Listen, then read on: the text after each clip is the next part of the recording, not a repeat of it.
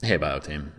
So you guys know that if a parent and their child have very similar eyes to each other, and people say that the child has their mother's eyes, you guys know that the mom didn't literally give her eye to her child. Instead, mom gave instructions for building eyes similar to hers.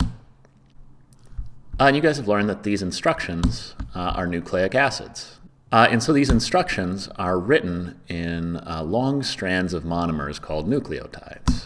And each nucleotide is made up of three parts, a phosphate, a sugar, and a nitrogen base. And the sugars and phosphates provide a backbone on which the instructions for building those proteins are written. And the instructions themselves are written with the nitrogen bases, where different nitrogen bases in different orders can code for different types of proteins.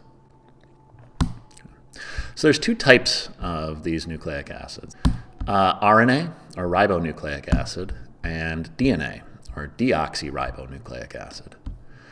And so the main difference between these two types of nucleic acids is that RNA is less stable and DNA is more stable. And this difference in stability boils down to a couple of structural differences. The first difference is that the sugar in the RNA backbone is ribose, whereas the sugar in the DNA backbone is deoxyribose.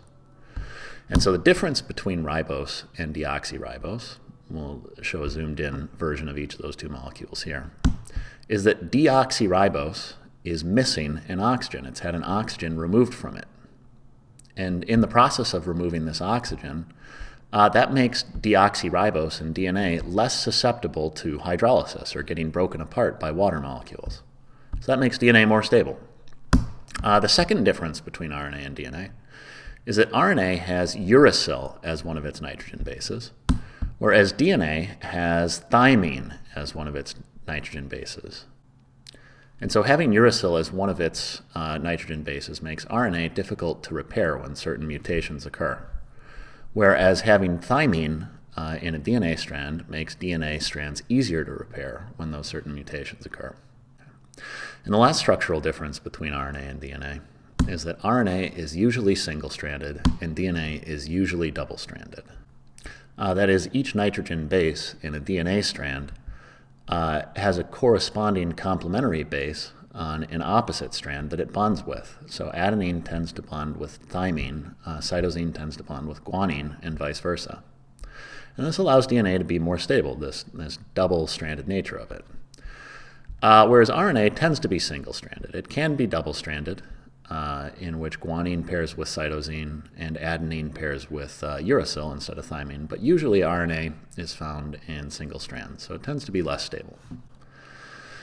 So how can you determine what type of nucleic acid is present inside of a cell?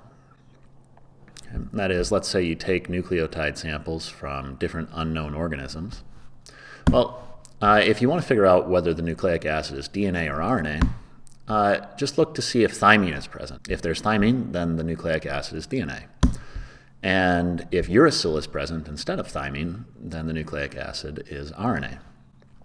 As for how you can tell whether the nucleic acid is double-stranded or single-stranded, well, if the amount of guanines in the nucleic acid is the same as the number of cytosines, and the number of adenines is the same as the number of thymines, then you know that the nucleic acid is double-stranded. That is, for every adenine in one strand, there's a thymine on the opposite strand. And for every cytosine on one strand, there's a guanine on the opposite strand. Whereas if the amounts of nucleotides are independent of each other, that is, there's unique amounts of nucleotides, then you know that the nucleic acid is single-stranded. And that's it.